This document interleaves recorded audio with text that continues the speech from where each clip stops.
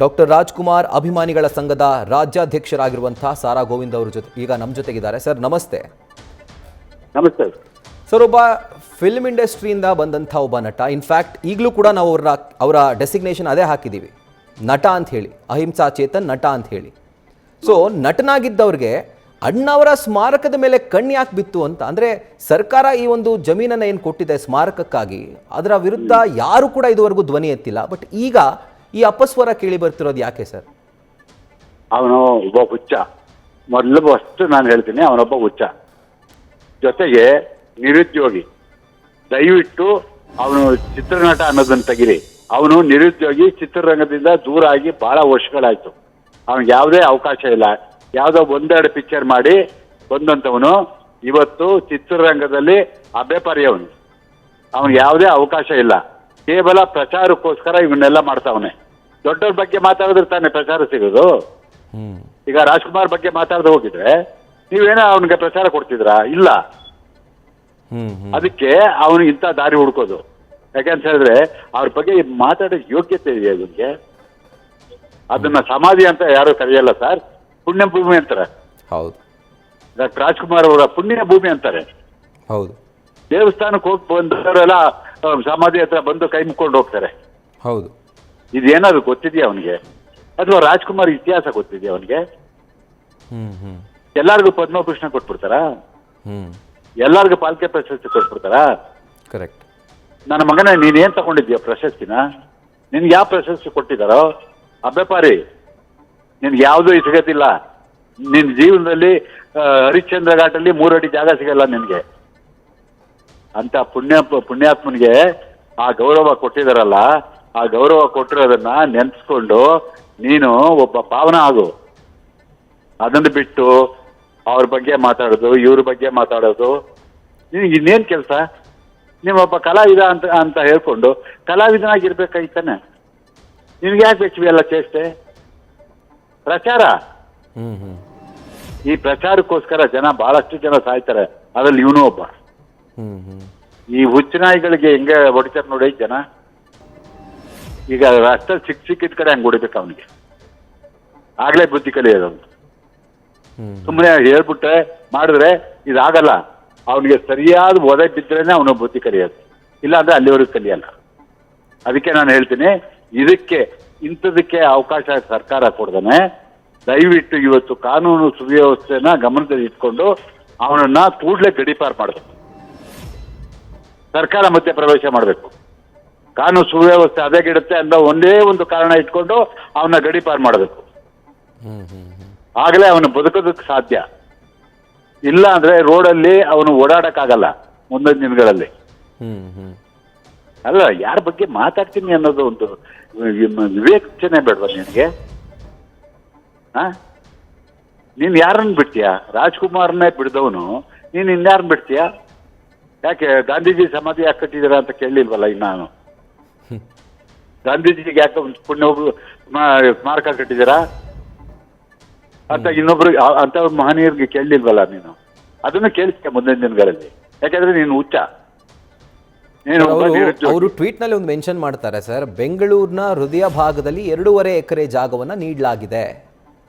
ಅಂದ್ರೆ ಈ ಜಾಗ ಕೊಡುವಂಥದ್ದು ಬೇಕಿತ್ತ ಅನ್ನುವಂಥದ್ದನ್ನ ಅವರು ಮೆನ್ಷನ್ ಮಾಡ್ತಾರೆ ಅವರ ಟ್ವೀಟ್ ನಲ್ಲಿ.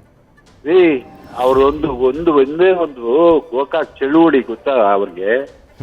ಒಂದು ಗೋಕಾಕ್ ಚಳುವಳಿ ಈ ನಾಡಿಗೆ ಸಮರ್ಪಣೆ ಮಾಡಿಕೊಂಡ್ರು ತಮ್ಮನ್ನ ತಾವು. ಒಬ್ಬ ಕಲಾವಿದನಾಗಿ ಆ ಗೋಕಾಕ್ ಚಳುವಳಿಯನ್ನ ಕಣ್ಣಲ್ಲಿ ನೋಡಿದಾನ ಅವನು ಅಥವಾ ಕೇಳಿದಾನ? ಅದೊಂದು ಚಳುವಳಿ ಸಾಕು ಸರ್ಕಾರಕ್ಕೆ.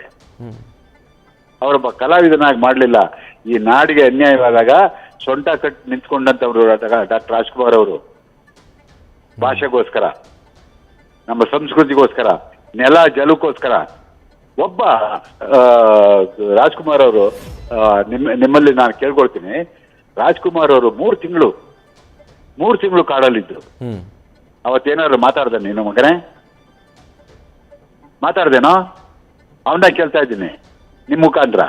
ಮಾತಾಡ್ಲಿಲ್ವಲ್ಲ? ಇವತ್ತು ರಾಜ್ಕುಮಾರ್ ಅವರು ಅವತ್ತು ವೀರಪ್ಪನ್ ಏನಂತ ಹೇಳ್ದ? ನೀವು ಆಕಾಶವಾಣಿಯಲ್ಲಿ ಮಾತಾಡಿ ಕಾವೇರಿ ನೀರನ್ನ ತಮಿಳ್ನಾಡಿಗೆ ಬಿಡ್ಬೇಕು ಅಂತ ಹೇಳ್ಬಿಟ್ಟು ಮಾತಾಡಿ ಅಂತ ಹೇಳ್ಬಿಟ್ಟು ಹೇಳಿದಾಗ ರಾಜ್ಕುಮಾರ್ ಏನ್ ಹೇಳಿದ್ರು ಗೊತ್ತಾ ಇವನಿಗೆ ಮುಟ್ಟಾಳ ನನ್ನ ಮಗನಿಗೆ ಏನ್ ಹೇಳಿದ್ರು, ನನ್ನ ಶೂಟ್ ಮಾಡ್ಬಿಡು, ಕಾವೇರಿ ನೀರು ಬಿಡು ಅಂತ ನನ್ನ ಬಾಯಲ್ಲಿ ನಾನು ಹೇಳಲ್ಲ ಅಂದ್ರ ಅಂತ ಮಹಾನ್ ವ್ಯಕ್ತಿ ಬಗ್ಗೆ ಮಾತಾಡ್ತೀರಿ ನೀನು ಮಗನೇ, ಏನೋ ಧೈರ್ಯ ನಿನಗೆ?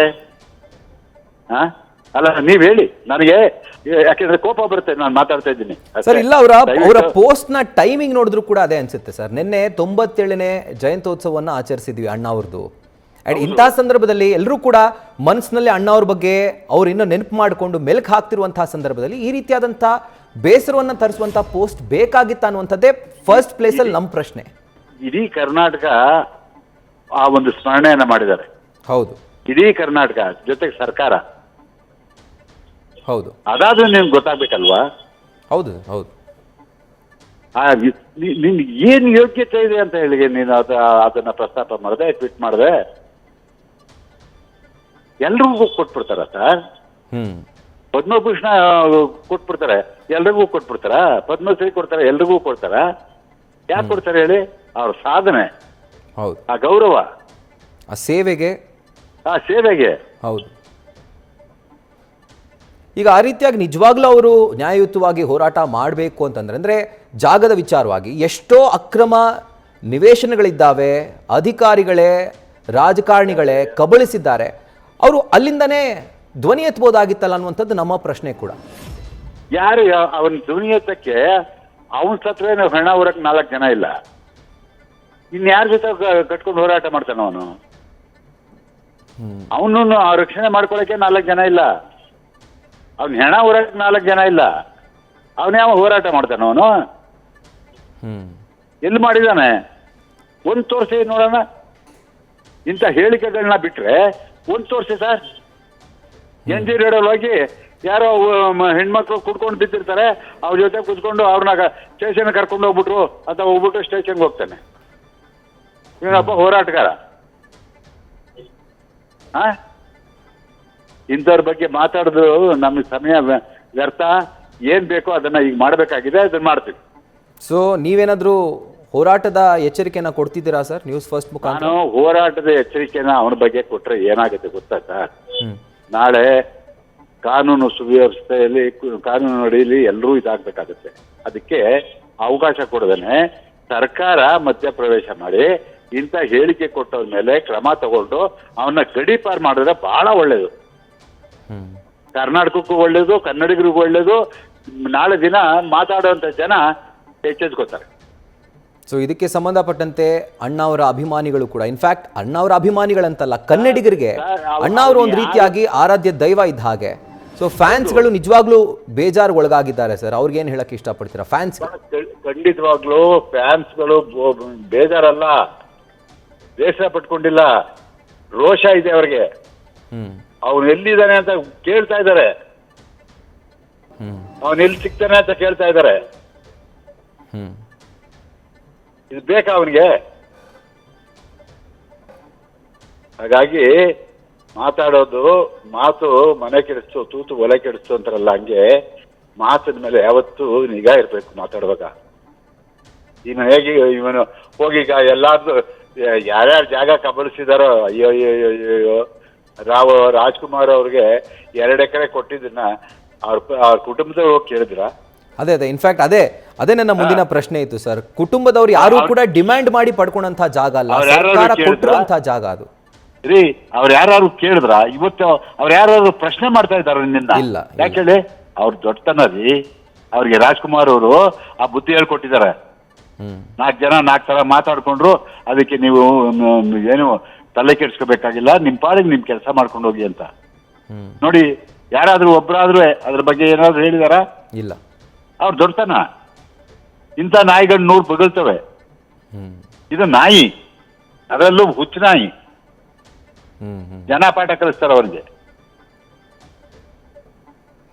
Right sir, thank you so much sir news first ಜೊತೆ ಮಾತಾಡಿದ್ದಕ್ಕೆ. ನ್ಯೂಸ್ ಫಸ್ಟ್ ನಿರ್ಭೀತಿಯಿಂದ ನಿಮ್ಮ ಪರವಾಗಿ.